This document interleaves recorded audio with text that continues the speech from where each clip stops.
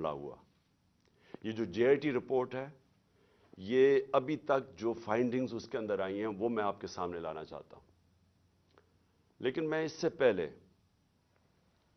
یہ قاتلانہ حملہ کیوں ہوا، اس کے پیچھے کیا تھا، تو میں پہلے تو آپ کے سامنے وہ پورا جو ایک ٹریل ہے یہاں پہنچنے کے لیے کہ کیا کیا راستے میں ایونٹس ہوئے جس کی وجہ سے ہم وہاں پہنچے وزیر آباد پہ، اور اس کے بعد کیا ہوا، اور اس کے بعد میرے چند سوال ہیں اور مجھے ان کے جواب پتہ ہے، لیکن میں قوم کے سامنے وہ سوال رکھوں گا جب میں یہ آپ کو ہر مرحلے سے لے کے جاؤں. سب سے پہلے کیا ہوا، رجیم چینج ہوئی، رجیم چینج کی پوری سازش ہوئی. مجھے پتا اس سازش میں کون کون ملوث تھا، کس نے کیا پلاننگ کی، کیا ان کی سوچ تھی، کیسے انہوں نے پیسہ چلایا، کیسے ہمارے ایک آدمی نے فیصلہ کیا گورنمنٹ گرانے کا، کیسے اس نے جب حکم کیا تو ہمارے ایلائز ہمارے سے ہٹے، کیسے ہمارے لوگوں کو امریکن ایمبیسی میں ہمارے بیک بینچرز کو بلا کے بات چیت کی گئی، ان کی میٹنگز کی گئیں، اور وہ سب سے پہلے وہ لوٹا ہوئے، کیسے ان کو پیسے ملے. یہ سارا اب عوام سب سمجھ گئی ہے کہ یہ ہوا کیا تھا. گورنمنٹ گرا دی، 9 اپریل کو گورنمنٹ گر گئی. لیکن جو 10 اپریل کو ہوا وہ پاکستان کی تاریخ کا ایک پہلی دفعہ ایک اس طرح کا منظر قوم کے سامنے آیا. اور وہ کیا ہوا، پہلی دفعہ پاکستان کی قوم سڑکوں کے اوپر آئی، لاکھوں لوگ سڑکوں پہ آئے، اور سارے لاکھوں لوگوں نے ایک بات کہی کہ امپورٹڈ حکومت نامنظور. یہ کبھی بھی جو پلان کر رہے تھے، جو رجیم چینج کے پیچھے جو ماسٹر مائنڈ تھا، جنہوں نے ساری پلاننگ کی، یہ کوئی بھی نہیں یہ سمجھ رہا تھا کہ پاکستان میں یہ ہوگا، کیونکہ کبھی پہلے ہی نہیں ہوا تھا. گورنمنٹس گرائی جاتی تھی، مٹھائیاں بانٹی جاتی تھی. تو پہلی دفعہ ایک باشعور، ایک جاگی ہوئی، ایک بیدار قوم سڑکوں پہ نکلی، اور ان کو سمجھ آ گئی کہ یہ کیا ساری گیم ہوئی تھی، اور ہمارے اوپر اس ملک کے نامور ڈاکوؤں کو، جرائم پیشہ لوگوں کو مسلط کر دیا گیا. تو قوم کھڑی ہو گئی ان کے خلاف. قوم نے یہ واضح ایک پیغام دیا وہ سہولت کاروں کو، رجیم چینج کے جو لوگ تھے، جو غدار تھے، یہ ملک کے میں کہتا ہوں غدار تھے، جو میر جعفر تھے. قوم نے ان کو پیغام پہنچا دی کہ ہمارے لیے یہ ہمیں بھیڑ بکریوں کی طرح نہ رکھو، ہم اس چیز کو قبول نہیں کرتے، ہم انسان ہیں، ہم وہ لوگ ہیں جن میں اب شعور آ چکا ہے. اور پھر سوشل میڈیا کا زمانہ ہے، آپ کسی کی آواز ہی نہیں بند کر سکتے. جس کے پاس موبائل فون ہے اس کے پاس آواز آ گئی تھی. تو اس کے بعد یہ سوچا گیا جنہوں نے یہ رجیم چینج کی کہ جی اب یہ تھوڑی دیر کے لیے چلے گا، پھر یہ ایک غبارے سے، بلون سے ہوا نکل جائے گی. یہ ساری چیزیں ہم نے سنی.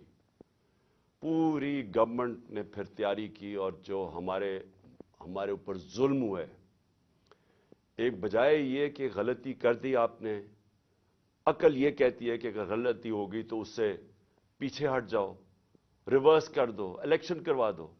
وہ آسان طریقہ تو یہ تھا. میں نے تو الیکشن اناؤنس کر دیے تھے، لیکن پورا زور لگا کے وہ الیکشن مسترد کیے گئے. اور اس کے بعد پھر یہ ان کو جب مسلط کیا گیا، تو جب قوم بار بار پیغام دینا شروع ہوئی کہ ہم آپ کے ساتھ نہیں ہیں، ہم اس کو قبول نہیں کرتے، الیکشنز ہوئے، بائی الیکشنز ہوئے، اس کے رزلٹ سامنے آ گئے. کبھی بھی نہیں ہوا کہ اسٹیبلشمنٹ ایک ساری پارٹیز کے ساتھ مل کے کھڑی ہوں ایک پیج پہ، اور ایک جو حکومت سے باہر پارٹی ہو وہ 75% الیکشن جیت جائے. قوم نے پیغام دے دیا، لیکن بجائے اس کے کہ قوم کیا کہہ رہی ہے اس کی آواز سننے کے لیے، ایک طاقت کا استعمال کیا گیا، ہمارے اوپر تشدد کیا گیا، کیسز بنائے گئے. پتہ نہیں میرے اوپر کتنے 50-60 کیسز ہیں، مجھے تو یہ بھی نہیں یاد اب کتنے کیسز ہیں. مجھے دہشت گردی کا کیس بنایا گیا، پکڑنے آئے مجھے پولیس والے، اور اس کے بعد ہر قسم کے کیسز ہیں ڈسکوالیفائی کرنے کے لیے، کسی طرح راستے سے ہٹاؤ۔ جب پتہ چل گیا کہ عوام ادھر کھڑی ہے تو پھر بھی بجائے عوام کے ساتھ کھڑے ہونے کے، چوروں کے ساتھ کھڑے ہو کے کوشش کی گئی کہ کسی نہ کسی طرح اس کو راستے سے ہٹایا جائے، اور ہم نے ہر بار دیکھا استعمال کرتے ہوئے 25 مئی کو جس طرح کا ظلم کیا گیا۔ کبھی ایسے نہیں ہوا کہ ایک پرامن احتجاج یہ جو ہمارا تھا لانگ مارچ، کتنی ہمارے خلاف 3 لانگ مارچز ہوئی، کوئی کسی کا راستہ نہیں روکا۔ یہاں 2 دن پہلے پولیس گھروں میں گھس کے چادر اور چار دیواری کو مسترد کر کے اس ملک کے جو ہمارا ایک اسلامی کلچر ہے، ہم خواتین کی گھر کی رسپیکٹ ہے اس ملک پہ، کہ ہم اس طرح فیملیز کے گھروں میں نہیں رات کے 3 بجے دیواریں چھلانگ کے پولیس گھس جائے۔ وہ گھسی، ان کو پکڑا، لوگوں کو لے کے گئے، 11 سال کے بچے کو پولیس اسٹیشن لے کے، کیونکہ باپ نہیں تھا اس کو پولیس اسٹیشن لے گئے۔ ایک ہماری 70 سالہ خاتون ایم پی تھیں، ان کو رات گھسیٹ کے پولیس اسٹیشن لے گئے۔ ایسا کبھی نہیں ہوا۔ پھر 25 میں آیا، پھر جو شیلنگ کی اور تشدد کیا، سارا ایک ابھی تک مجھے نہیں سمجھ آئی کہ یہ کس طرح کا مائنڈ تھا، یہ کیسا ذہن تھا کہ بجائے پھر سے عوام کی آواز سننے کے لیے کہ عوام بتا رہی ہے آپ نے غلطی کر دی ہے، نہیں، ان کو ہم بھیڑ بکریوں کی طرح ڈنڈے مار کے ٹھیک کریں گے، یہ مائنڈ سیٹ تھا۔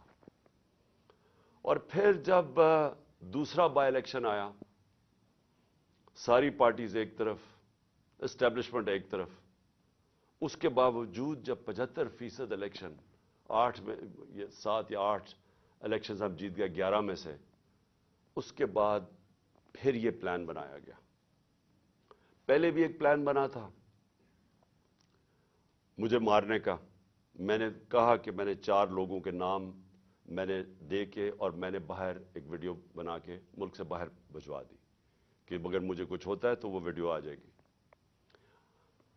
اب دوسرا پلان بنا گیا، یہ پلان بی تھا، اور پلان بی اب ان کو پتا تھا کہ اگر مجھے اسی طرح قتل کرتے ہیں تو ان کے اوپر آ جائے گی، تو انہوں نے ایک اور پلان لے کے آئے، اور پلان کہ جی سلمان تاثیر ٹائپ قتل ہو، دینی انتہا پسند جلال اور جوش میں آ کے اس نے عمران خان کو قتل کر دیا، یہ پلان بنا۔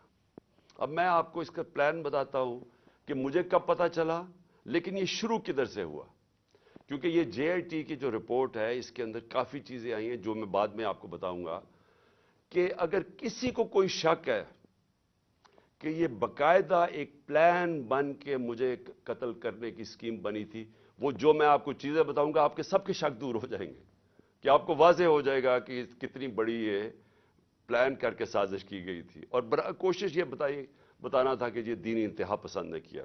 اب میں آپ کو ذرا بتاؤں کہ یہ سیکوینس آف ایونٹس کیا ہوا ہے۔ 24 اگست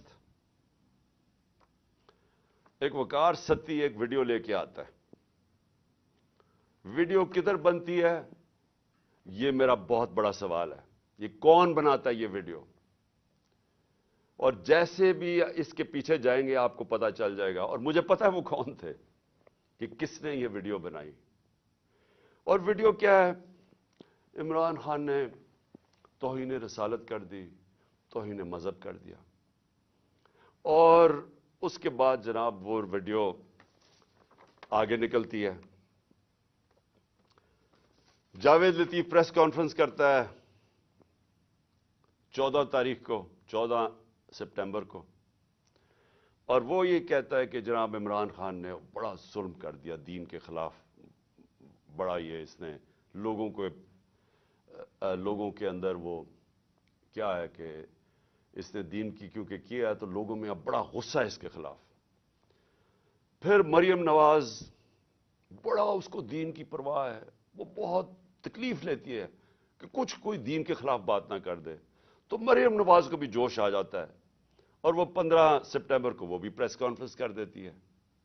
اس سے پہلے میں بھول جاؤں کہ ایک ملک کا ایک بہت بڑا دینی آدمی رانا ثناء اللہ، اس کو بھی جوش آتا ہے، وہ 14 تاریخ کو ایک प्रेस कॉन्फ्रेंस करता है कि जी ओहो इमरान ने लोगों को बड़ा गुस्सा चढ़ा दिया कि इसने दीन के खिलाफ बोला।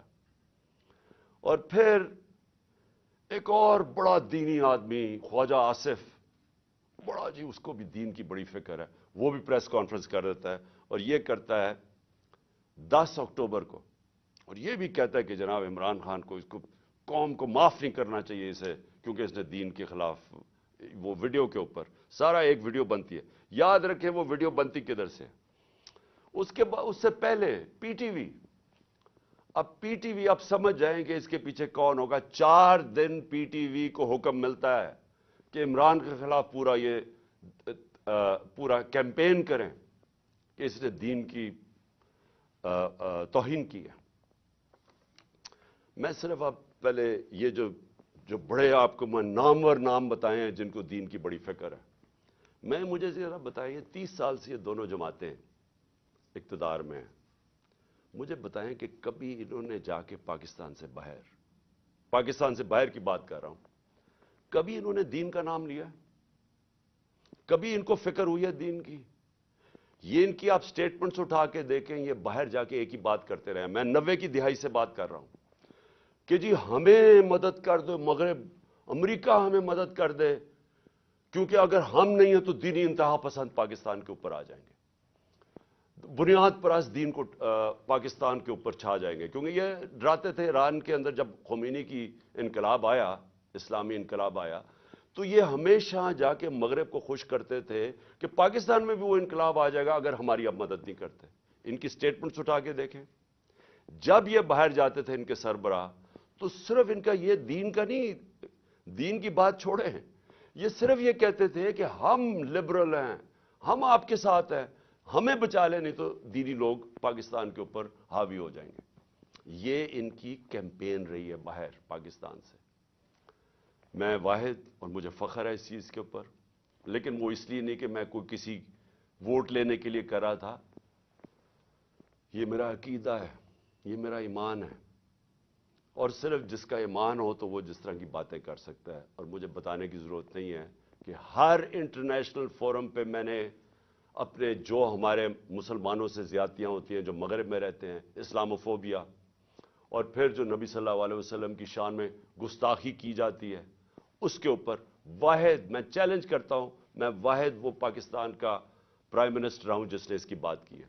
हर इंटरनेशनल फोरम पे बात की है मैंने, और फिर से मैं रिपीट करता हूं कि मैं किसी को खुश करने के लिए नहीं कर रहा, ये मेरा ईमान का हिस्सा है। और मैंने इसलिए नहीं की कि मैं वो जाके कोई पॉइंट स्कोरिंग कर रहा था मगरब में जाके। मैं मगरब को बड़ी अच्छी तरह जानता हूं। मैं जो हमारे मुल्क पाकिस्तान के लोग मगरब में रहते हैं और मुसलमान मगरब में रहते हैं, मुझे पता है उनके ऊपर क्या दुश्वारियां गुजरती है। मुझे पता है हिंदुस्तान में इस वक्त मुसलमानों के ऊपर क्या हो रहा है, जो मुसलमान हिंदुस्तान में। इसलिए मैंने हर फोरम के ऊपर ये बात उठाई। मैं अपने जो लोग जो मुश्किल वक्त से गुजरते हैं, जो उन मुल्कों में रह रहे हैं, मैंने उनके लिए बात की कि बड़े मुश्किल हालात में वो गुजरते हैं, उनको छेड़ते हैं, बुरा भला कहते हैं, और औरतों ने जब अपना सर कवर किया हो उनको जाके गालियां निकालते हैं कई दफ़ा सड़कों के ऊपर। और जो मुसलमान लगे, यानी जिसकी दाढ़ी हो, और वो जो लगता था, अब तो खैर दाढ़ियां ट्रेंडी हो गई हैं, तो उनके ऊपर ये बातें, उनको आवाज़ें लगाते थे लोग। तो मैंने उनके लिए कहा था। और फिर ये जिस तरह सारे हमारे मुसलमानों को तकलीफ होती है, हमें वो तकलीफ पहुंचती है जब हमारे नबी सल्लल्लाहु अलैहि वसल्लम की शान में गुस्ताखी की जाए, तो ये मैंने हर फोरम पे उठाया। उसके ऊपर ये प्रोग्राम तैयारी हो रही है कि जनाब वो आदमी दीन की तौहीन कर रहा है। और ये इसलिए नहीं कर रहे थे कि इनको, ये जो लोग हैं, ये जो लुटेरों के मैं नाम ले रहा हूं, ये सारे नामवर डाकू हैं जिनके मैंने नाम लिए। राना सुनाला बदमाश है, सारा फैसलाबाद में जानता है, इनको कोई दीन से ताल्लुक नहीं है। ये सारा प्लान बन रहा था, ये एक स्क्रिप्ट के मुताबिक चल रहे थे। मुझे अंदर से 3.5 साल में गवर्नमेंट में रहा हूं, मेरी अंदर से जाहिर है मेरे कनेक्शंस हो गए थे। मुझे अंदर से एजेंसीज के अंदर से पैगाम आया कि ये प्लान बन रहा है आपको कत्ल करने का, दीन के नाम पे, वही सलमान तासीर वाला कत्ल। تو میں نے پھر 2 جلسوں کے اندر اس کی بات کی. میں نے 7 اکتوبر کو میرا ایک جلسہ تھا اور اس سے پہلے 24 سپٹمبر کو میرا جلسہ تھا. ان دونوں جلسوں میں میں نے یہ بتایا کہ یہ پلان بن رہا ہے مجھے قتل کرنے کا، کیونکہ وہ جو 4 تھے بند کمروں میں جنہوں نے فیصلہ کیا تھا، انہوں نے یہ سوچا ہوگا کہ اگر وہ قتل تو ان کے نام آ جائیں گے، لہٰذا انہوں نے اس چیز پر ڈالا کہ جی وہ دینی انتہا پسند اشتعال میں آ کے اس نے عمران خان کو قتل کر دیا. یہ پلان بنا تھا اور ان کو پتا تھا کہ اس سے ان کے اوپر سے اتر جائے گی بات. تو یہ ساری پلاننگ بندی شروع ہوئی تب سے. اور پھر وزیر آباد، اب وزیر آباد میں کیا ہوتا ہے میں ذرا آپ کو پھر زیادہ بتا دوں، یاد کرا دوں کہ ہوا کیا. وزیر آباد میں وہ جب اس لڑکے نے گولیاں چلائیں، یہ جو نوید یا جو بھی اس کا نام تھا، تو سب سے پہلے ایک چیز یاد رکھیں کہ اس نے پسٹل سے ریپڈ فائر کیا. میں آپ کو یہ بتا دوں میں نے پسٹل شوٹنگ کی ہوئی ہے. پسٹل شوٹنگ کے اندر اگر آپ سنگل شاٹ بھی چلاتے ہیں اور اگر آپ پریکٹس نہ ہو تو وہ بھی اوپر چلا جاتا ہے، کبھی ٹرائی کر کے دیکھ لیں. لیکن اگر آپ ریپڈ فائر کرتے ہیں تو وہ ناممکن ہے، جب تک آپ کو پریکٹس نہ ہو وہ ناممکن ہے کہ وہ سیدھا اوپر نہ چلا جائے. اس لڑکے نے، اور اگر وہ پیچھے سے وہ ابتسام ہمارا ہیرو نہ آتا، وہ بھی اللہ نے بچانا تھا مجھے، وہ نہ اوپر اس کے ہاتھ کرتا تو وہ یہ ساری گولیاں اوپر لگنی تھی. وہ کیونکہ اس کا ہاتھ لگتا ہے وہ اس کی گولیاں نیچے لگتی ہیں، لیکن اس کا ہاتھ ایسے جاتا ہے وہ اوپر نہیں جاتا. اس کا مطلب وہ ٹرینڈ آدمی تھا.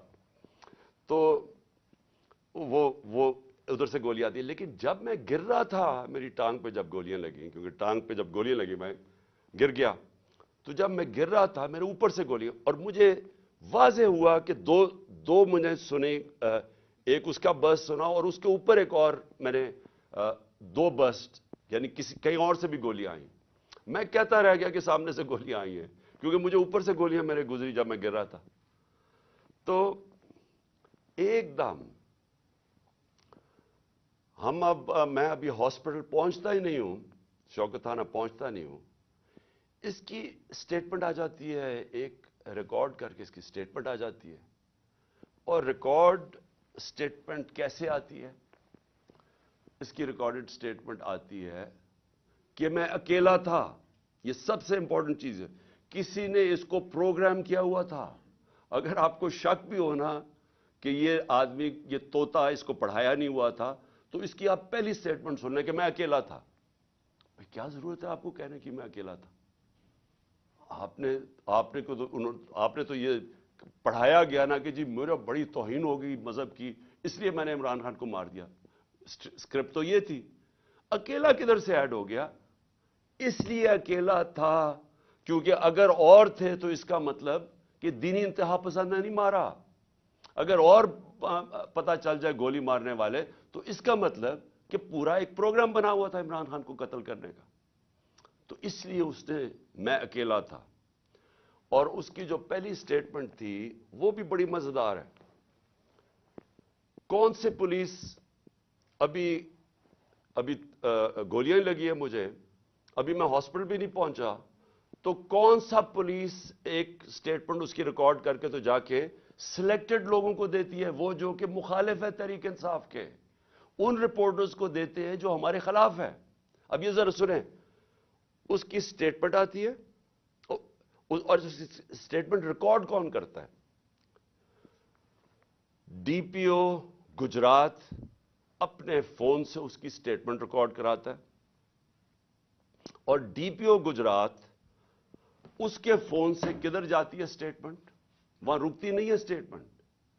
یعنی چلیں اگر اپنے لیے آپ نے پولیس نے اپنے لیے سٹیٹمنٹ رکانی چلے وہ بھی مان لیں، لیکن نہیں، ابھی تفتیش بھی نہیں ہوئی، ایف آئی آر بھی نہیں کٹی، اور وہ سٹیٹمنٹ کس کو بھیجتا ہے؟ اب ذرا دیکھ لیں. وہ ریکارڈ کرواتا ہے 1 گھنٹے کے بعد سٹیٹمنٹ، لیکن 6:01 میں غریدہ فاروقی ٹویٹ کرتی ہے. وہ 6:02 وقار ستی جس نے پہلے ویڈیو ریلیز کی تھی وہ ٹویٹ کرتا ہے. 6:02 میں مرتضی سلنگی ٹویٹ کرتا ہے. وہ حامد میر 6:03 پہ ٹویٹ کرتا ہے، اور جو آپ کو پتا ہے کہ ہمارا کتنا خیر خواہ چینل ہے جیو نیوز، وہ 6:04 پہ کرتا ہے ٹویٹ، یعنی پروگرام اس کے دکھاتا ہے وہی اس کی سٹیٹمنٹ.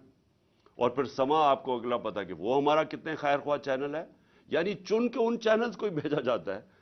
وہ کرتا ہے، وہ بھی 6:04 پہ کرتا ہے، اور اس کے بعد پھر باقی چینلز آتی ہیں. تو سب سے پہلے ڈی پی او جو سٹیٹمنٹ ریکارڈ کراتا ہے اس کی، وہ سب سے پہلے جاتی ہے ان رپورٹرز کو جو کہ سب کو پتا ہے کہ اس وقت تحریک انصاف کے مخالف ہیں. تو اب سوال یہ ہے کہ ڈی پی او تو ہمارا ہے، پنجاب گورنمنٹ تو ہماری ہے، تو ہمارا اپنا ڈی پی او ریکارڈ کروا کے سٹیٹمنٹ بھجواتا کدھر ہے؟ اور پھر جو اگلا سوال یہ ہے کہ ہمیں یہ ڈی پی او کی کوئی سٹیٹمنٹ آئی کہ جی شروع میں کوئی عجیب سی سٹیٹمنٹ اس کی آئی، تو میں یہ بھی چاہتا ہوں کہ سارے آپ دیکھ لیں کہ ڈی پی او کیسے، کیونکہ یہ سی سی ٹی وی فوٹیج پہ آ گیا. ابھی میں بعد میں آتا ہوں کہ یہ ڈی پی او گجرات نے انکوائری سے کتنی ہماری مدد کی، لیکن وہ میں بعد میں آتا ہوں. تو سی سی ٹی وی فوٹیج کے اوپر ڈی پی او اپنا موبائل فون دے رہا ہے ایس ایچ او کو کہ ریکارڈ کرے. تو میں چاہتا ہوں پہلے یہ دیکھ لیں تاکہ آپ کو اس میں کوئی شک نہ ہو کہ ہوا کیا ہے، کیونکہ میں آگے جو باتیں کروں گا یہ اس کے ساتھ جڑی ہوئی ہیں.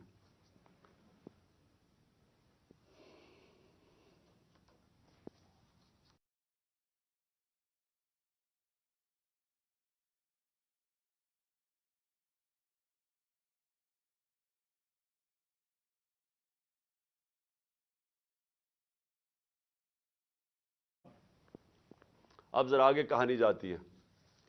مجھے تو پہلے ہی پتا تھا کہ کون اس پہ پیچھے ہیں، کیونکہ میں نے تو آپ کو کہا کہ میں نے پبلک جلسوں کے اندر سٹیٹمنٹس دے دی تھی کہ یہ میرے اوپر پورا پلان ہو رہا ہے. تو ظاہر ہے جب مجھے پتا تھا پلان ہو رہا ہے، مجھے یہ بھی اندر سے پتا تھا کہ کون اس میں ملوث ہے. اب میں نے 3 نام، جب میں ہاسپٹل پہنچا میں نے 3 نام دے دیے کہ یہ 3 لوگ ہیں جو کہ اس میں ملوث ہیں. اب یہ یاد رکھیں کہ ایف آئی آر ہوتی کیا ہے، فرسٹ انفارمیشن رپورٹ کا مطلب ہوتا کیا ہے. مجھے گولیاں لگی ہیں، میرا یہ حق ہے کہ میں جن کو سمجھتا ہوں کہ اس کے اندر جن میں جو شک ہے مجھے، ان کا میں نام دوں تاکہ انویسٹیگیشن شروع ہو. گورنمنٹ ہماری پنجاب میں، میں پارٹی کا ہیڈ جس کی گورنمنٹ پنجاب میں ہے، اور ہم وہ سٹیٹمنٹ نہیں ریکارڈ کروا سکتے. میرا پہلا سوال ہے کیوں؟ کون تھا جو کہ روک رہا تھا اس سٹیٹمنٹ کو؟ کون ڈر رہا تھا تفتیش سے؟ میں نے جب یہ نام لیے تو ان کے اوپر تفتیش ہونی چاہیے تھی، میرا رائٹ ہے. لیکن میں پارٹی کا سربراہ، ایکس پرائم منسٹر، ہماری گورنمنٹ پنجاب میں ایف آئی آر آج تک نہیں کٹوا سکا. کون روک رہا تھا؟ کون اتنی بڑی طاقت تھی جو کہ گورنمنٹ جو ہماری پنجاب میں ہے اس سے بھی زیادہ بڑی طاقت تھی کو روک سکتی تھی اس کو؟ یہ میرا سب سے بڑا پہلا سوال ہے کہ یہ روکا گیا. میں ایف آئی آر رجسٹر نہیں کروا سکا، اور آخر میں جو ایف آئی آر رجسٹر کروائی گئی اس میں وہی اسکرپٹ کے مطابق ایک شوٹر رکھا تھا. تو اب یہ جی آئی ٹی کی رپورٹ بڑی ریلیونٹ ہے جو کہ اب آگے ادھر سے نکلتی ہے. پہلے تو اس کے بعد کیا ہوتا ہے، ہم پوری کوشش کرنے کے بعد فیل ہو جاتے ہیں ایف آئی آر ریکارڈ کروانے کے لیے. اس کے بعد جے آئی ٹی بن جاتی ہے. اب جے آئی ٹی کی فائنڈنگز کیا آتی ہیں؟ اب تک جے آئی ٹی کی فائنڈنگز کیا ہیں؟ اور میں یہ آپ کو بتا دوں کہ جتنی مشکلوں سے جے آئی ٹی آپریٹ کر رہی ہے، کیونکہ وہ میں آپ کو بتاتا رہوں گا کہ کون اس کے اندر کوآپریٹ ہی نہیں کر رہا ہے. جب جے آئی ٹی نے ڈی پی او کو کہا کہ آپ کا ہمیں موبائل فون کی ضرورت ہے، ہمارے نیچے پنجاب گورنمنٹ کے نیچے ڈی پی او منع کر دیتا ہے. ڈی پی او واضح کہہ دیتا ہے کہ میں نہیں آپ سے کوآپریٹ کرتا، آتا بھی نہیں ہے. اب ہمارے ہوتے ہوئے ہمارا ڈی پی او گجرات، اس کو اب عدالت کے ذریعے بلایا جائے گا جے آئی ٹی کے اندر. پھر کیا ہوتا ہے؟ وہ جو شام کو جب ایک دفعہ ڈی پی او اس کی سٹیٹمنٹ ریکارڈ کر دیتا ہے، 8 گھنٹے کے لیے اس کو نوید کو سی ٹی ڈی اٹھا لیتی ہے۔ سی ٹی ڈی پھر ایک اور ویڈیو ریلیز کرتی ہے رات کے 12 بجے، اور سی ٹی ڈی کا کیا کام تھا اس ویڈیو کو ریلیز کرنا۔ پھر ایک اور چیز ہے کہ سی ٹی ڈی جب وہ ویڈیو ریلیز کرتی ہے، جو اس کی بیک گراؤنڈ ہے وہ چینج کر دیتی ہے بعد میں۔ پھر سی ٹی ڈی کے جو اس آدمی کو جو ملوث تھا، اس کو جب بلایا جاتا ہے جے آئی ٹی میں، وہ بھی منع کر دیتا ہے کہ میں نہیں آتا۔ پھر سے پنجاب گورنمنٹ کے نیچے ہے وہ منع کر دیتا ہے کہ میں نہیں کوآپریٹ کرتا۔ یعنی کیا وجہ ہے؟ اب میں سوال سب سے پوچھتا ہوں کہ کیا وجہ ہے کہ یہ ہمارے نیچے آفیسرز، پہلے تو وہ نہیں، ہم اپنی ایف آئی آر نہیں رجسٹر کروا سکتے، اور پھر وہ منع کر دیتے ہیں کہ جی ہم نہیں کوآپریٹ کرتے۔ کیوں نہیں کرتے؟ کون ان کو روک رہا تھا؟ ہمارے سے ظاہر ہے کوئی زیادہ طاقتور فورس تھی جو روک رہا ہے ان کو۔ اس کے بعد کیا ہوتا ہے؟ اس کے بعد جے آئی ٹی کی فائنڈنگز آتی ہیں۔ وہ عدالت میں جو آپ فائنڈنگز رکھتے ہیں، اس میں کیا چیز سامنے آتی ہے؟ نمبر 1 کہ 3 شوٹر تھے، 2 نہیں تھے، 3 شوٹر تھے۔ ایک تو وہ نوید جس نے گولیاں ماری، دوسرا ایک اوپر سے جو گولیاں، جو میں کہہ رہا تھا اوپر سے آئیں گولیاں، وہ اب وہاں بھی ان کے جو گولیوں کے جو شیلز ہوتے ہیں وہ وہاں ملے اوپر، 8 غالباً اوپر ملے، 10 نیچے ملے، اور 2 اور نیچے ملے جو اور مختلف بندوق سے چلائے ہوئے تھے۔ جو گارڈز تھے ہمارے اوپر، ان کی فورینزک جب ٹیسٹ کرایا گیا، کسی کی بھی گولی نہیں چلی تھی، کیونکہ جو گارڈ سب سے قریب تھا اس کے تو 6 گولیاں اس کے اندر سے نکلی، تو وہاں تو کسی کے پاس بھی نہیں تھا۔ اور پھر یہ بھی چیز سامنے آ گئی کہ معظم جو تھا، جو معظم شہید ہوا، وہ آپ کوئی بھی، اگر آپ کو سوشل میڈیا پہ وہ ویڈیو مل سکتی ہے، اس کا سلو موشن دیکھ لیں۔ وہ معظم جب جاتا ہے اس کے پیچھے، تو جیسے ہی اس کے سامنے آتا ہے نوید کے، اس کو گولی لگتی ہے۔ وہ گولی نہ آگے سے لگتی ہے نہ کنٹینر سے لگتی ہے، وہ گولی کہیں دور سے آ کے لگتی ہے اس کے اس طرف، اور وہ نوید کے لیے وہ گولی تھی۔ معظم راستے میں آ گیا، کیونکہ یہ لیاقت علی خان والا ٹائپ انہوں نے انسیڈنٹ بتانا تھا، کیونکہ فوری طور پہ جو ایک آدمی کو مار کے کہیں جی بس ایک آدمی ہم نے مار دیا، تو وہ بچ گیا نوید، اور معظم شہید ہو گیا۔ اچھا، اب نہ وہ کوآپریٹ کر رہے ہیں، نہ ہمارے جو ہم چاہ رہے تھے کہ اس وقت ایکس پرائم منسٹر پہ ہوا ہے، ساری گورنمنٹ کوآپریٹ کرے گی۔ ہمیں تب ہی پتا چل گیا جب میں ایف آئی آر رجسٹر نہیں کروا سکا کہ کوئی کوآپریشن نہیں ملے گی۔ پھر ایک اور ہے جو اس کا موبائل فون ہے، C T D J I T نے اس کے موبائل فون کے اوپر فورینزک کرانے کے لیے اس ادارے کو دیا جو فیڈرل گورنمنٹ کے نیچے ہے، کہ بتائیں جناب کہ اس کو کالز کدھر کدھر سے آئی ہیں۔ اس ادارے نے منع کر دیا کہ نہیں، ہم نہیں دیتے۔ کیوں نہیں دیتے؟ کیا وجہ ہے اس کی؟ تو اس سے آپ خود، سر میں چاہتا ہوں کہ آپ خود ذرا سوچ لیں کہ یہ ہو کیا رہا ہے، کہ یہ ملک کے اندر بجائے آپ یہ سوچیں کہ ملک کے سربراہ کو قتل کرنے کی سازش ہے، یہ ساروں کو مدد کرنی چاہیے، وہ کوئی مدد نہیں کر رہا۔ وہ تو چھوڑے فیڈرل ادارے کو، اپنے جو نیچے پولیس کام کر رہی ہے وہ نہیں مدد کرنے کے لیے تیار۔ اب آگے چلیں، اب بات بڑی سمپل رہ گئی ہے۔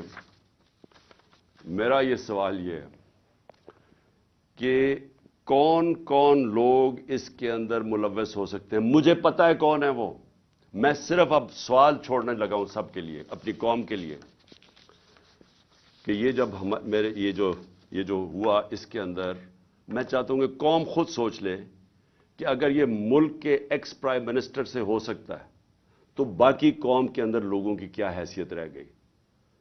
یعنی جب ہم قانون کی حکمرانی کی بات کرتے ہیں تو اس کا مطلب یہ ہوتا ہے کمزور اور طاقتور ایک ہی قانون سب کے لیے۔ تو یہاں تو اب واضح ہو جانا چاہیے کہ اگر ایکس پرائم منسٹر اور سب سے بڑی پارٹی کے سربراہ اگر اس سے زیادہ طاقتور لوگ ہیں تو وہ بھی نہیں انصاف لے سکتا۔ جو زیادہ طاقتور ہے ان کا رول چلتا ہے، جنگل کا قانون ہے پاکستان میں۔ تو میرے آپ سوال ہیں میں سب سے پہلے پھر شروع کرتا ہوں. ویڈیو کس نے بنائی جس میں یہ بتایا چن چن کے چیزیں جمع کر کے بتایا گیا جی عمران خان نے توہین مذہب کر دی؟ وہ کون تھے؟ وہ کون سا ادارہ تھا؟ مجھے پتا ہے وہ کون سا ہے، لیکن میں آپ سب کے سامنے چھوڑ رہا ہوں، اور میں امید کرتا ہوں کہ جب یہ جے آئی ٹی ان لوگوں کو بلا کے سوال پوچھے گی تو ہم سب کو بتا سکیں گے وہ کون ہے. دوسرا کہ جو میں پہلے کیوں نہیں ایف آئی آر میں کروا سکا؟ وہ کون پاور تھی جس نے روکا ایف آئی آر کو؟ مجھے پتا ہے وہ کون تھی، لیکن یہ میں سوال چھوڑتا ہوں. ڈی پی او گجرات کے اوپر میرے دو سوال ہیں. کس نے اسے کہا تھا کہ یہ ویڈیو بھیجے ان صحافیوں کی طرف؟ کس نے کہا تھا کہ پہلے ہمارے مخالف صحافیوں کے پاس ویڈیو کیسے پہلے پہنچ گئی؟ کس نے بھجوائی تھی؟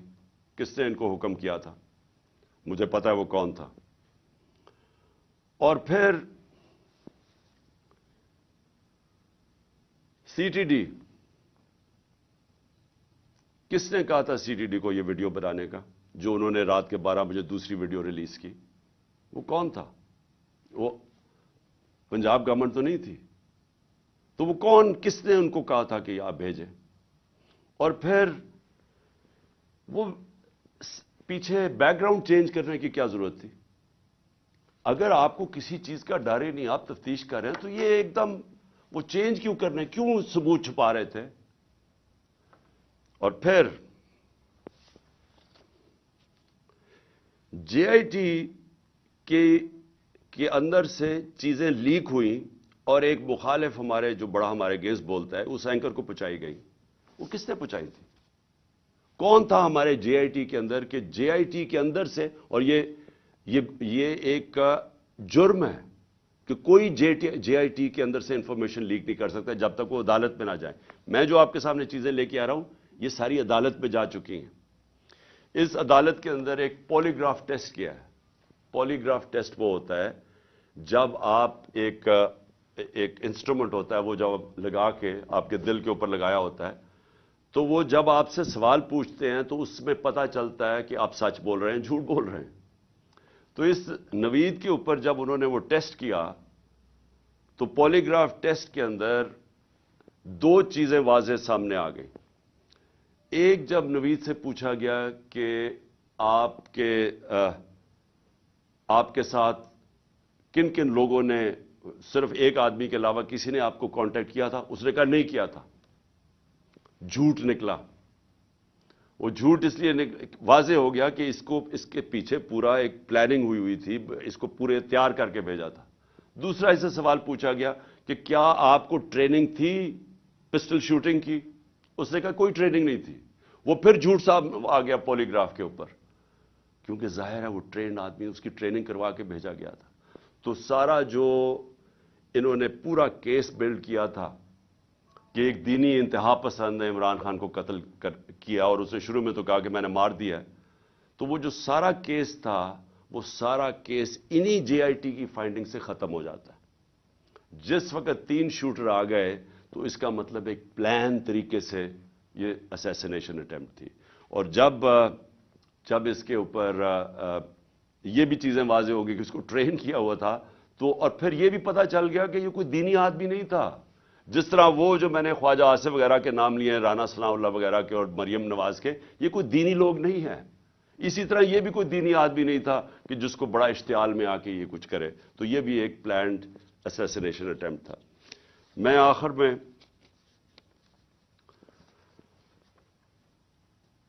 میں سوال پوچھنا چاہتا ہوں ان لوگوں کو جو اس ملک میں طاقت رکھتے ہیں. میں ان لوگوں سے آج سوال پوچھنا چاہتا ہوں جو مجھے پتہ ہے اس کے پیچھے تھے. مجھے یہ پتہ ہے کہ نون لیگ کے اوپر سربراہ ان کے پیچھے تھے، مجھے اس کا واضح ہے. مجھے یہ پتہ ہے کہ رانا ثناء اللہ جس کے لیے قتل کرنا کوئی بڑی چیز نہیں، وہ پیچھے تھا. مجھے پتہ ہے کہ شہباز شریف جس نے ایکسٹرا جوڈیشل کلنگ میں اس کے اوپر رپورٹ ہے 97 سے 99 تک کہ اس نے کتنے لوگ پولیس مقابل میں قتل کروائے تھے. عابد باکسر کی سٹیٹمنٹ ہے کہ کیسے شہباز شریف ان سے لوگوں کو قتل کرواتا تھا. ماڈل ٹاؤن کے اندر ان دونوں نے دن دہاڑے نہتے لوگوں کے اوپر گولی چلائی، جس میں 12 لوگ اس میں قتل ہوئے اور اس کے علاوہ کوئی 50-60 لوگوں کو گولیاں لگی، اور وہ ٹی وی کے اوپر سب آ رہا تھا. یہ وہ لوگ ہیں، ان کا تو مجھے پتا ہے. لیکن مجھے جو ایک طرح افسوس بھی ہے اور ایک طرح اپنے ملک کی فکر بھی ہے کہ وہ لوگ جن کو ہم سمجھتے ہیں کہ اس ملک کی انہوں نے حفاظت کرنی ہے، جو اس ملک کے محافظ ہیں، وہ اس پلاٹ میں کیسے شامل ہو گئے؟ کیونکہ ان کے بغیر یہ ہونا نہیں تھا. جو سارا کور اپ ہوا ہے وہ کبھی بھی یہ جو دو کرمنلز ہیں یہ نہیں کر سکتے تھے، شہباز شریف اور رانا ثناءاللہ. یہ اس سے زیادہ طاقتور لوگ کر سکتے تھے، صرف وہ یہ کور اپ میں شامل تھے. سارا جو طریقے سے وہ اس نے کہا جی میں اکیلا ہوں، اسے منہ سے بلوایا گیا، ایویڈنس پولیس کے اوپر پریشر ڈالا گیا، ایف آئی آر نہیں، یہ دونوں نہیں کروا سکتے تھے. ان کے پیچھے ہمارے وہ لوگ ہیں جن کو ہم سمجھتے ہیں کہ ہمارے ملک کی حفاظت کریں گے. میں یہ سوال پوچھتا ہوں کہ کیا میں وہ آدمی ہوں جس کو آپ کہہ سکتے ہیں کہ یہ کوئی بیرونی سازش کا حصہ ہے؟ کیا آپ کہہ سکتے ہیں کہ اس نے اپنے ملک کا کبھی پیسہ ملک سے باہر رکھا ہوا ہے اور باہر بڑے بڑے اکاؤنٹس ہیں اور بینک اکاؤنٹ، جس طرح یہ جو چور اوپر مسلط کیے ہیں ان سب کے باہر پیسہ پڑا ہے، اربوں ڈالر پڑا ہے، اور ابھی بھی چوری کر کے پیسہ باہر لے کے جا رہے ہیں. جس نے باہر کمائی کر کے سب کچھ، آج اس کا جینا مرنا پاکستان ہے. میرا سوال یہ ہے کہ اس کو اگر قتل کروانے کی سازش میں آپ ملوث ہیں تو کیا آپ کو فکر ہے اپنی قوم کی؟ اگر ملک کی سب سے بڑی پارٹی کے سربراہ کو آپ قتل کروا دیتے ہیں، جو واحد فیڈرل پارٹی ہے آج پاکستان میں، قوموں کو پولیٹیکل پارٹیز اکٹھا رکھتی ہیں، اگر قوموں کو صرف فوج کے ذریعے اکٹھا رکھتے تو ایسٹ پاکستان علیحدہ نہ ہوتا. ایسٹ پاکستان کی جو پاکستان کی سب سے بڑی پارٹی تھی، اس کے خلاف جب اپنے ملک کی اسٹیبلشمنٹ چلی جاتی ہے اور وہ ملک ٹوٹ جاتے ہیں. اگر آپ وہ پارٹی کے سربراہ کو ختم کرنا چاہتے ہیں جو واحد اس وقت ملک کا ایک ملک کی فیڈریشن کی اس وقت ایک ہی آدمی ہے جس کی ساری جگہ ووٹ بینک بھی ہے، جو اکٹھا بھی رکھ سکتا ہے، تو یہ کس کے لیے کیا جا رہا ہے؟ کیا یہ پاکستان کی بہتری کے لیے کیا گیا؟ مجھے پتہ ہے کون تھے، اور مجھے افسوس سے کہنا پڑتا ہے مجھے بڑے افسوس سے کہنا پڑتا ہے کہ جب مجھے گولیاں لگی اور جب میں تب سے 3 مہینے یہ میری ٹانگ کو ٹھیک ہونے میں 3 مہینے لگیں گے، کیونکہ جب آپ کی نچلی ٹانگ ٹوٹتی ہے وہ 3 مہینے لگتے ہیں اس کو ہیل ہونے میں. تو میں 2 کمروں میں بند ہوں. میں بار بار اپنے سے سوال کرتا ہوں کہ یہ کیسا مائنڈ سیٹ ہے، وہ کون سا ذہن ہے، اور وہ مجھے پتہ ہے کون سا ذہن ہے کہ جو یہ سوچ سکتا ہے کہ اپنے ملک کو نقصان پہنچا سکتا ہے، کیونکہ یہ ملک کو نقصان ہوگا. آپ اگر ملک کی پولیٹیکل پارٹیز کو کمزور کرتے ہیں اور فیڈرل پارٹی کو، تو اس سے بڑا ملک کا نقصان کیا ہو سکتا ہے؟ یعنی یہ آپ کے دشمن کر سکتے ہیں. یہ دشمنوں کا پلان تو ہو سکتا ہے کہ ملک کو کمزور کرو اور ان کی پولیٹیکل پارٹیز کو کمزور کرو، فیڈریشن کو کمزور کرو، لیکن وہ لوگ جنہوں نے ملک کی حفاظت کرنی ہے وہ کیسے سوچ سکتے ہیں؟ اور میں بار بار میرے یہ ذہن میں چیز آتی ہے، اور مجھے پتا ہے کہ بدقسمتی سے یہ صرف 1-2-3 لوگوں کی یہ سازش تھی، اور مجھے یہ بھی پتا ہے کہ ہمارے ملک کی جو فوج ہے وہ ہر روز قربانیاں دے رہی ہے اس ملک کے لیے. وہ وار آن ٹیرر میں وہ قربانیاں نہ دیتے، آج ہماری حفاظت، یعنی ہم اس ملک میں کمفرٹیبل نہ ہوتے، ہمیں اعتماد نہ ہوتا کہ ایک ایسی ہمارے پاس سیکیورٹی فورس ہے جو اس ملک میں ہمیں سیکیورٹی دیتی ہے. لیکن ہر اداروں کے اندر کالی بھیڑیں ہوتی ہیں، اور یہ جس نے پلان کیا، مجھے پتہ ہے اور میں یہ چاہتا ہوں کہ یہ جے آئی ٹی کے ساتھ اب کوآپریشن کی جائے. یہ لوگ جو ایک جان کی آبسٹرکٹ کر رہے ہیں جسٹس، ان لوگوں کو ان کے اوپر ایکشن لیا جائے. اور میں آخر میں اپنے سپریم کورٹ کے چیف جسٹس سے کہنا چاہتا ہوں کہ میں نے شروع میں ہی کہا تھا کہ مجھے صرف انصاف کی ایک جگہ سے توقع ہے. جب یہ طاقتور لوگوں کو جن کے میں نے نام لیے ہیں یہ کیسے انصاف ہونے دیں گے اگر یہ خود اس میں ملوث ہے؟ تو صرف ایک طاقتور اگر انکوائری اس کو اگر چیف جسٹس اس کو بیک کریں، پاکستان کے سپریم کورٹ کے چیف جسٹس، تب ہی انصاف مل سکتا ہے. نہیں تو مجھے کوئی اب تک جو میں نے حالات دیکھے ہیں، جس طرح کی ہر جگہ رکاوٹیں ہیں، مجھے کوئی امید انصاف کی نہیں ہے. پاکستان زندہ باد.